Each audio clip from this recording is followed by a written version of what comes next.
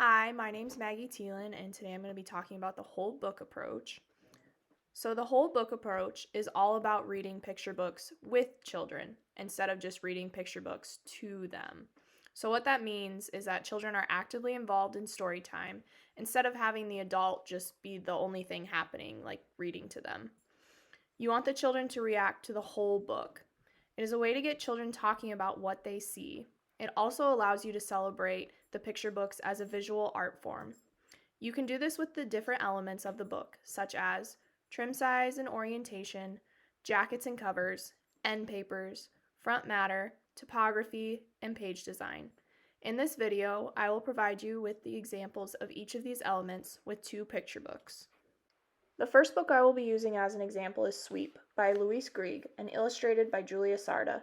Sweep was published on June 26, 2018 by Simon & Schuster Children's Publishing. Sweep is about a boy named Ed who is in a bad mood. It starts small, but his bad mood spreads throughout the entire town. Then that night, a huge wind comes in and sweeps his bad mood away. The second book I will be using as an example is Geraldine, written and illustrated by Elizabeth Lilly. Geraldine was published on June 26, 2018 by Roaring Book Press.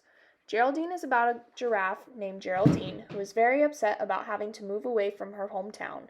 She moves with her family to a new town where she doesn't feel like she fits in her new school. She eventually makes a friend and learns that everyone is different and everyone has something that makes them unique. The first aspect I will discuss is trim size and orientation. Trim size is the physical dimensions of the pages of the book. Orientation describes the shape of the book, such as vertical or horizontal. One example that I found from the book Sweep is the cover. As you can see, this book moves horizontally with the directions of the leaves on this front cover and throughout the entire book. One example that I found in the book Geraldine was the generous height of all the pages in the book, especially the cover.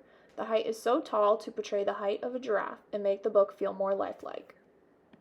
These books tend to be the opposite on the covers because Geraldine is more vertical, up and down, and Sweep is more horizontal, side to side.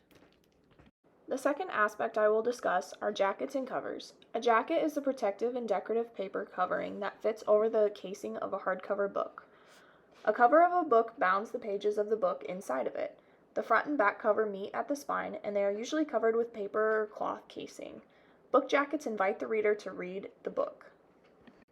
In the book Sweep, the jacket portrays the wraparound style because the picture continues with the leaves blowing from the front to the back.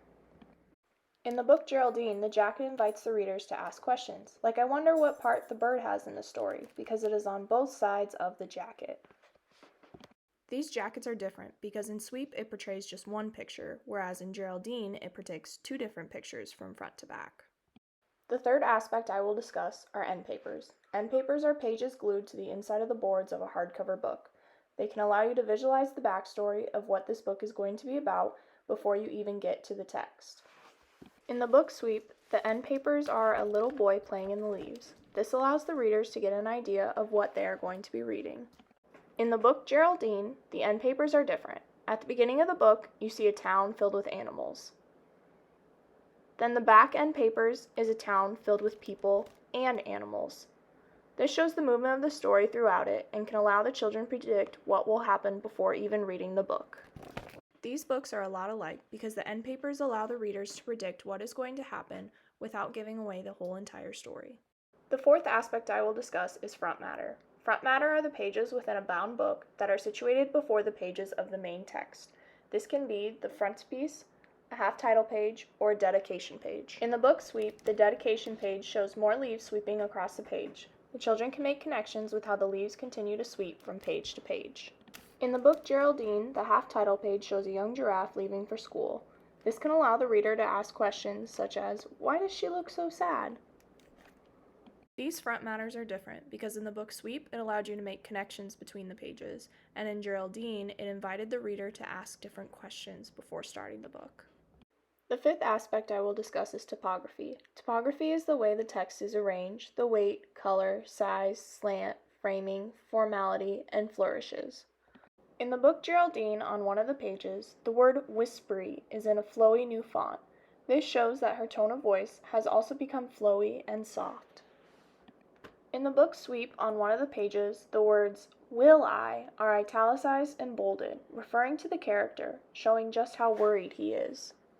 Both of these books have topography that helps communicate the tone and the mood that each character is trying to portray. The last aspect I will discuss is page design. Page design is the arrangement of the visual elements on the page. This book specifically targets gutters, which are the spaces in between pages that lead to where they are bound and flow into the next page. In the book Geraldine, you can see on each page that they flow into one another through the gutter.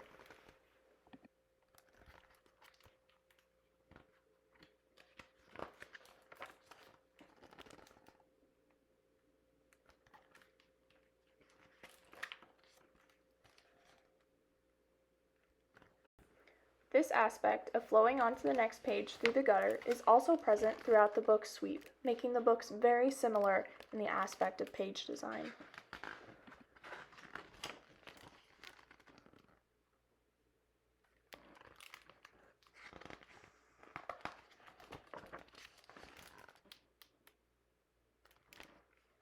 I hope you all enjoyed this video about the whole book talk approach. I hope you learned a lot of new ways to get your students involved while reading a book with them, instead of just reading a book to them. I encourage you to go out and find more picture books that you can use the whole book talk approach with your children or students. Here are some lists of books that would be great to use in the whole book talk with your students or children.